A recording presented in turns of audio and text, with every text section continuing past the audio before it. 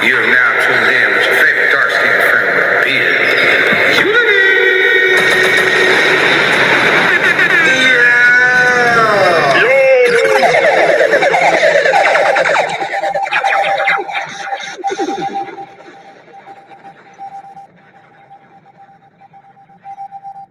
Oh yeah. Well, welcome back. Welcome back. Welcome back to another reaction video here on YouTube and Twitch at the same damn time, man. Appreciate y'all tapping in. Make sure y'all press that like, comment, subscribe, share. Damn, I'm about to drop my damn phone. Notification bell. And if you're on YouTube, press them hype stars so you know what you call it. YouTube know that y'all messing with the video. So today's video, we're gonna be reacting to 28 secrets hidden for decades. To one of my favorite movies ever, and most people that grew up in the black community. Friday, Ice Cube, baby.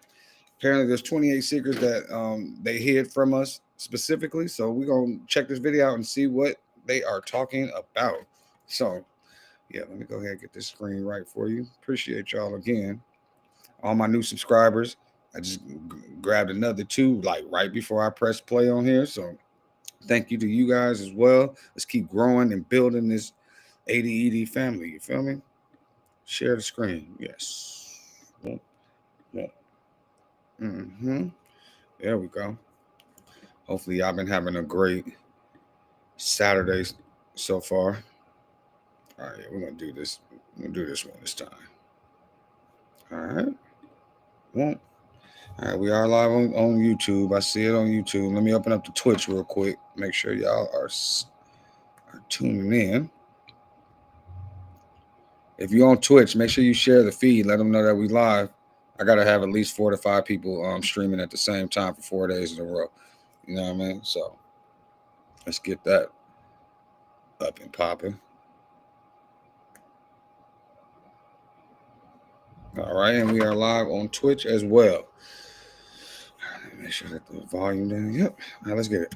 Friday is the day of the week where it's hectic yet it's relaxing because you know you don't have to. The original Friday, Cube and I, it wasn't like we were really trying to be funny. You know, we can't start naming people we want to see go. Friday looked like a simple comedy about life in the neighborhood. Most people just saw it as another funny movie.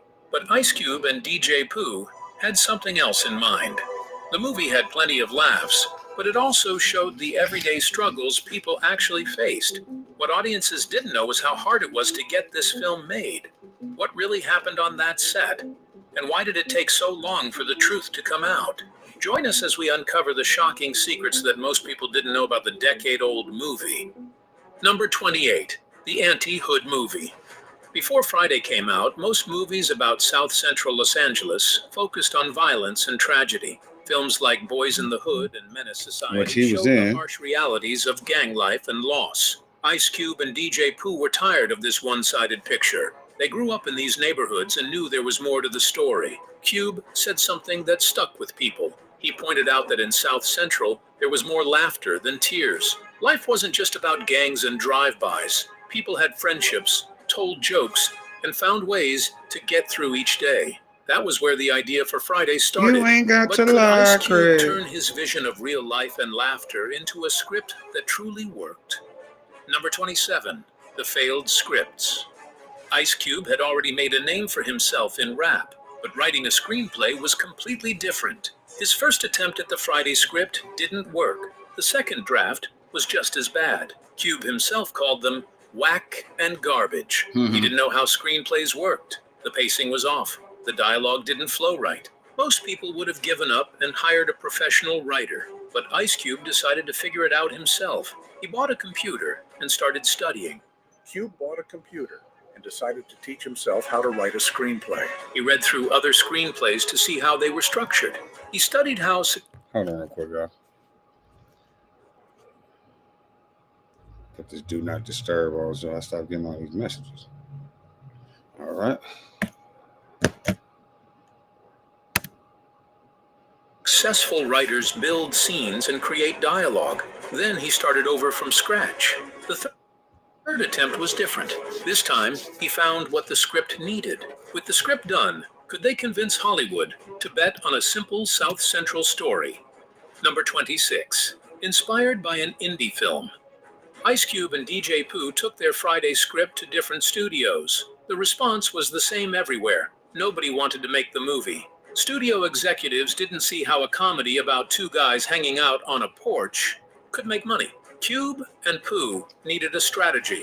They started comparing Friday to Clerks, the Kevin Smith movie that came out a year earlier. Kevin Smith's 1994 semi-autobiographical film, Clerks. Clerks was shot in black and white for practically nothing and became a huge hit. It was just people talking in a convenience store, but audiences loved it. The comparison worked because it showed studios that day-in-the-life films could succeed. But even with a smart pitch, what if every studio still said no? Number 25, the credit card gamble. Hollywood had serious doubts about Friday. Two rappers trying to make a movie? Studio executives didn't think it would work, but they had a backup plan ready. If no studio would fund the movie, they'd make it themselves. The plan was to max out their credit cards and shoot the film independently. New Line Cinema eventually agreed to fund the project. The studio put up $3.5 million. That sounds like a lot, but for a Hollywood movie, it was tiny. But once they jacked them, boy. $3 million for a budget on a movie. That movie right there made hundreds of millions. So, I mean, I'm not even sure like what they did on the second one. Like if they got a increase, they should have got an increase in the second one. A lot of people said that Q wasn't paying good, allegedly, but it's because they wasn't giving them the money to actually have him pay y'all like that. You know what I'm saying? But everybody that was in this movie, most of them all went on to be like huge actors and do big things in the industry. So shout out to Ice Cube for giving everybody an opportunity. the money came, who would bring the characters to life? The last time you smiled without hesitation? I meet people every day who cover their mouths when they laugh or shy away from photos. Number 24. Smokey was supposed to be DJ Pooh. Smokey is one of the most memorable characters in Friday. Chris Tucker made him iconic with his high-energy performance and rapid-fire delivery. What the fuck you doing stealing boxes for? What, you trying to build a clubhouse? But the role was never supposed to be his. DJ Pooh wrote Smokey for himself. The studio had different ideas. New Line Cinema didn't think DJ Pooh could carry the role. DJ Pooh had to make a difficult choice. He could fight the studio and risk the entire movie falling apart, or he could step aside. He chose the movie over his own ego and allowed the role to go to someone else. In the end, his sacrifice... Okay, DJ Pooh. Shout out DJ Pooh for giving up his spot for Smokey, because it definitely wouldn't have been the same. Him playing Red was perfect. You know what I mean? He got knocked out by Debo. At the end, he got his bike back. Said, "My grandmama give me that chain." Yeah, man. I liked him as Red. So good looking. Proved that sometimes letting go is what makes a story truly shine. Number 23. Chris Tucker's terrible audition. Chris Tucker almost didn't get the role of Smokey. His first audition was terrible. Tucker's delivery was flat and lifeless. Nothing about his performance stood out. Everyone watching thought he'd blown his chance. Ice Cube, DJ Pooh, and the producers were ready to move on to the next actor. Kim Harden convinced the team to bring him back, and that was the turning point the movie needed. Tucker went from a struggling comedian to a movie star, all because someone believed he had more to offer than what they saw the first time. Tucker brought the laughs, but who inspired the fearsome Debo? Number 22. Debo was real. Tommy Tiny Lister Jr. didn't create Debo out of thin air. The character was based on a real person from Los Angeles named Eugene Big U Henley. Oh, snap. Henley was a gang enforcer, someone who controlled his territory through intimidation. That's right. Federal authorities say Eugene Big U Henley led a violent criminal enterprise. Lister had seen people like him up close in L.A. He studied how these enforcers moved and talked. The goal... Okay, so I never knew that. So Big U from the Rolling 60s Crips, the head of them, he in jail right now on a RICO. He ain't been convicted yet, you know what I'm saying? But that's crazy. They based that Debo character off of Big U. Never knew that. Was authenticity. Hollywood had plenty of over-the-top villains who were fake. Lister didn't want Debo to be a cartoon character that audiences laughed at. He wanted people to recognize Debo as someone they might have actually encountered. But while Debo ruled the block with fear, who was the woman whose charm captured the neighborhood? Miss Parker. Number 21, Miss Parker's Game Show. Past. Kathleen Bradley played Miss Parker in Friday. Hi, Miss Parker. Hi, boy. She was 43 years old when she Parker. filmed Friday. Most movies would have cast someone much younger for that type of role, but her age actually made the character work better. She had confidence and presence that younger models couldn't pull off. There was something authentic about the way she carried herself. She was the neighborhood woman that every teenage boy noticed, the one who made them stop whatever they were doing just to watch her walk by. While Miss Parker shone, did people spot the hidden future star? Number 20, Oscar nominee, was in the background. There's a small detail in Friday that most people miss. In the flashback scene where Debo knocks out Red, there's a group of men playing dice in the background. One of those men is Michael Clark Duncan. He was His in the name movie. doesn't appear in the credits. He worked as a bodyguard in Hollywood. The pay was inconsistent, and he was barely getting by. A few years passed. Duncan landed a role in The Green Mile as John Coffey, a death row inmate with John Coffey, supernatural boss. healing powers. His performance was powerful enough to earn an Academy Award nomination. Hollywood suddenly knew his name. While one future star hid in the background, did people also catch the next rising celebrity? Number 19. Crazy. I told you, man. It was so many people that were in this movie. And like I said, a lot of them went on to be great actors, have great careers. And Megan Good, she was a little girl right here. But damn. Megan Good's she first blew up. movie. Friday had another actor who went on to bigger things. Megan Good was only 13 when she appeared in the movie. She's in one brief scene near the ice cream truck. She is the little girl standing by the ice cream truck. She had no lines and was just on screen for a few seconds. That small moment mattered more than anyone realized at the time. Good used Friday as her first real film credit. Casting directors saw her in the movie. The following year, she landed a role on the television show Moesha. That part got her noticed. Behind the calm vibe was chaos. Could they really finish filming in just 20 days? Number 18, shot in just 20 days. Damn. Friday looks like an easy, laid-back movie. The characters hang out on a porch all day. The vibe is relaxed. This was not a relaxed, easygoing film set. Nothing about it seems rushed or stressful, but the actual production was the complete opposite. The schedule was brutal. The cast and crew started filming at sunrise. They worked straight through until midnight. There was no time to rest or reset between scenes. The long hours were tough, but how did they film when Tucker kept everyone laughing? Great movie, man. I love that movie. I might watch Yep, it today. that's right. Beagle will find all your 401k. Hours were tough, but how did they film when Tucker kept everyone laughing? Number 17, filmed on the director's childhood street. Chris Tucker caused a significant problem on set.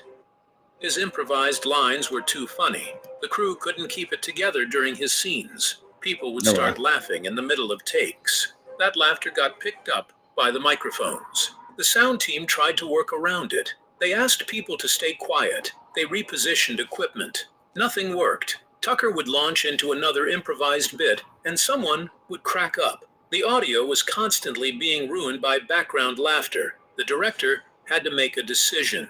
During Tucker's scenes, half the crew had to leave. This created a strange situation. Filming on a real street had challenges. What if the neighbors refused to move during a shoot? Number 15, locals who refused to move. There's a flashback scene in Friday where two men are sitting on a wall in the background. They weren't extras. They were locals from the neighborhood who refused to move when the production team asked them to leave. These men were not hired extras. They were actual residents of the neighborhood. The crew even offered them money, but they said no. That was their spot. and they weren't giving it up for a movie shoot. The director had no choice but to film around them. The result was actually perfect because it captured something real. Friday ended up with a genuine moment preserved on film, all because two guys wouldn't budge from their wall. Filming in a real neighborhood was tough, but what rule kept everyone safe on set? Number 14, The Grape Nightmare. Filming Friday in South Central Los Angeles came with real danger. Gangs. The neighborhood was Crips territory, and their gang color was blue. The rival gang, the Bloods, wore red. Wearing the wrong color in the wrong neighborhood could get someone hurt or attacked. The production crew knew this going in and made a strict rule for everyone on set. After real gang tension on set, what link did Cube hide between Friday and Boys in the Hood? Number 13, Craig's link to Doughboy.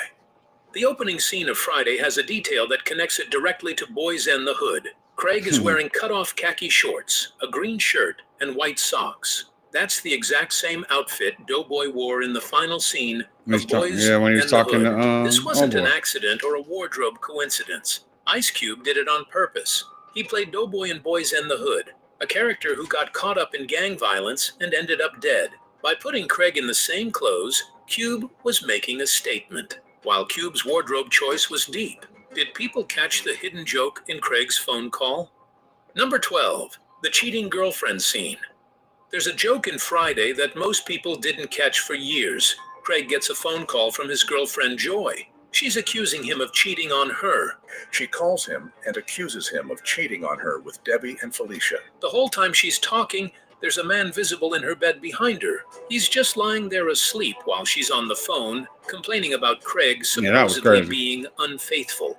Most viewers completely missed it I because know I the did the scene first moves time. quickly and the focus is on the conversation. After one hidden joke inside, what clever visual gag was waiting right outside?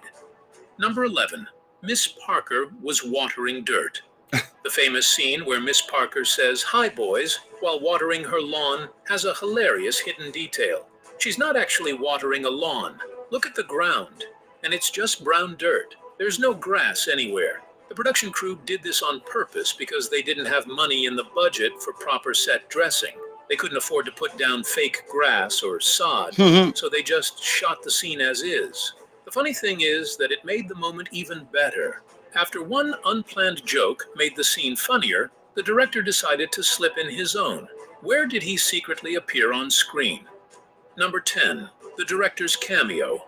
At the F. store, Gary yep. Gray made a cameo in his own movie, but most people never noticed it. F. Gary Gray gave himself a small secret role in his own movie. Directors often like to sneak into their films for a split second, and Gray did exactly that in Friday. There's a scene at the convenience store where Ezal pretends to slip on a Ezal. wet floor so he can rob the cash register. An employee is mopping that floor right before it happens.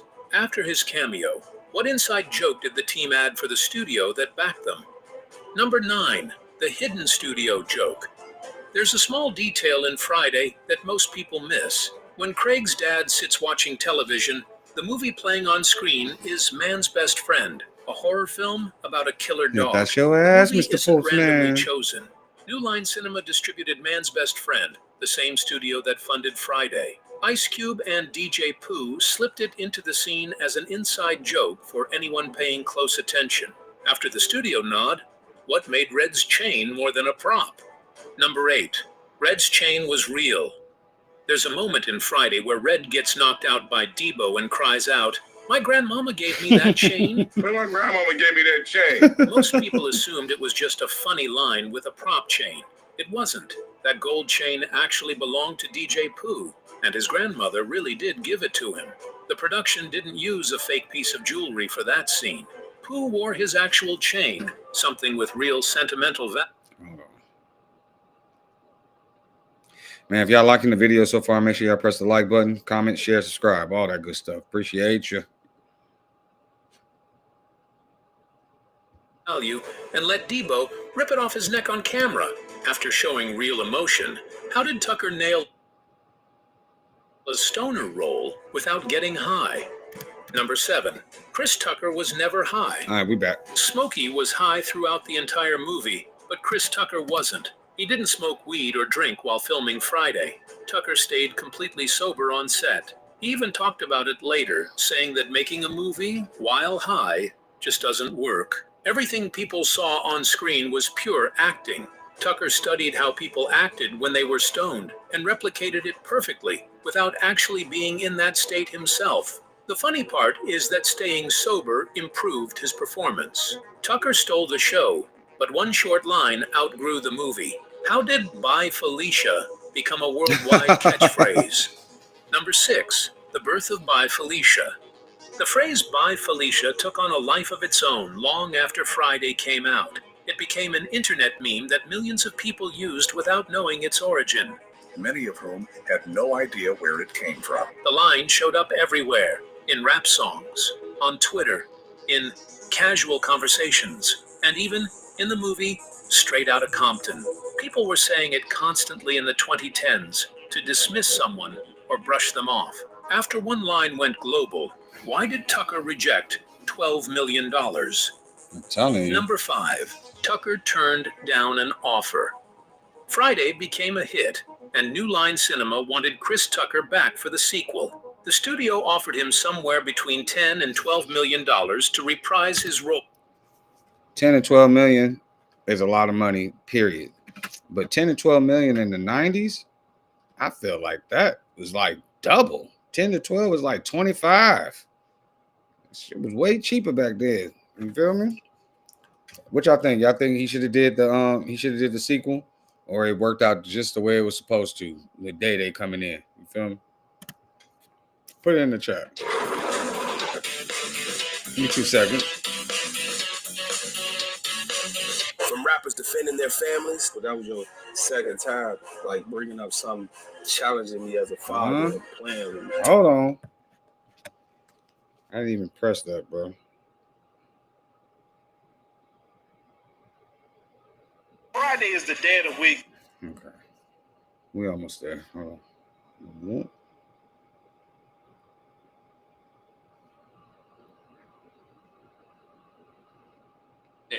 She's not actually watering. Anyways, like I said, appreciate y'all coming through. Make sure y'all press the like button, comment, share, subscribe, all that good stuff, man.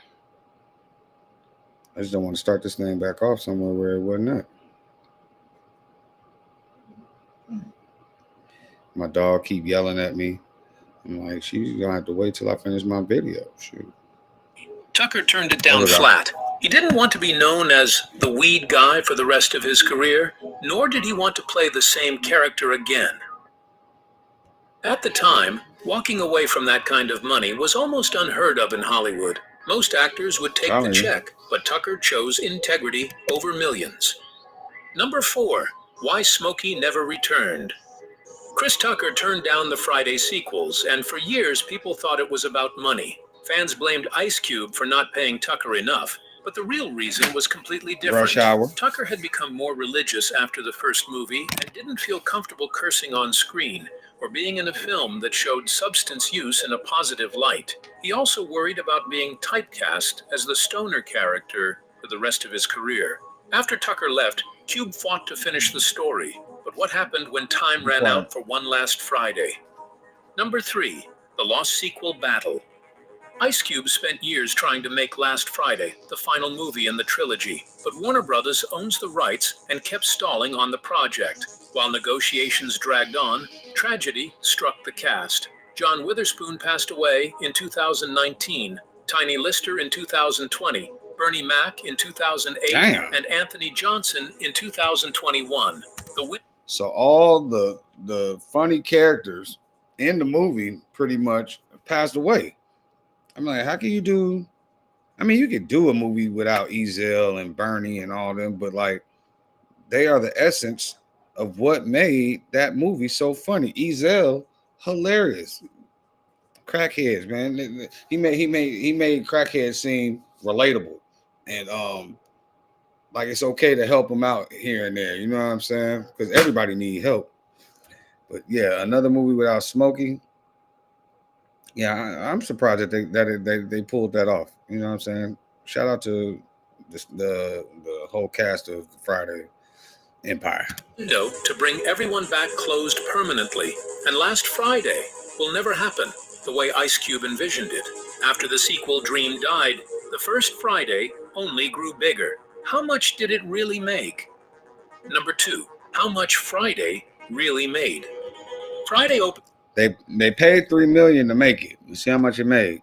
in theaters in April 1995, and nobody thought it would be a major success. The movie earned over $27 million at the box office. That's nearly 8 times what it cost to make. The numbers Wow. turned heads all over Hollywood. Studios began realizing that authentic stories made on small budgets could compete with big budget films, and even win. The success didn't stop at ticket sales. The Friday soundtrack went platinum, selling millions of copies. The music made the studio more money than some of their expensive projects that year. Songs from the album got heavy radio play and became hits on their own. Beyond the money and hits, what lasting mark did Friday leave on the culture that shaped it? Number 1, Friday's cultural impact. Friday came out 3 decades ago, but it never really left. The movie became more than just a comedy that people watched once and forgot about. It worked its way into everyday life. People still say, "Bye, Felicia," without even thinking about where it came from. The clothes characters wore in the movie influenced street fashion for years. Which of these 28 secrets did you not expect to see on this list? Share your thoughts with us in the comments section. Remember to like, share, and subscribe for more. Also, click the next video showing on your screen. You will enjoy it. Okay. If you were sexually abused, Well, that does it for the video, man. What y'all think? Y'all put in the comments what y'all think about them 28 different secrets. Any of them that y'all didn't have any knowledge of previous to this video? I had about 6 or 7 of them. I mean, I knew that was making good in the movie, but I didn't know that was her first movie. So shout out to Megan Good. Who else? What else was in there? Rest in peace to Bernie Mac and AJ, and who else did they say passed away? Oh yeah, Pops. Rest in peace, Pops, man. That was just a great movie. I might go watch that crap tonight. Anyways, I appreciate y'all tuning in to the video. We do have merch, folks. See that big old cloud over my head? Yeah, that's our mascot. Cloud graphic mascot. And as you can see, he is on everything. I got my dog on onesies for the babies. You feel me? I got my boy on purses for the ladies. Something that'll go nice with that dress. You know? What else we got? Long sleeves, socks, bikinis, shirts for the kids, backpacks, more t-shirts, bomber jackets. My cousin got this bomber jacket. She says she absolutely loves it. The material on it, everything. So, yeah, I got that on deck. What else? And then, you know, the staple, like the actual staple products. You know what I'm saying? We got hats, socks, all types of stuff, all type of different colorways. Let's see. That royal blue. I mess with that one heavy. They hard. Anyways, go check all this stuff out, man. All day, every day, LLC.net. Okay? www.alldayeveryday.llc.net.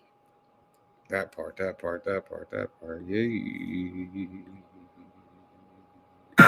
You're now tuned in with your favorite dark-skinned friend with a beard.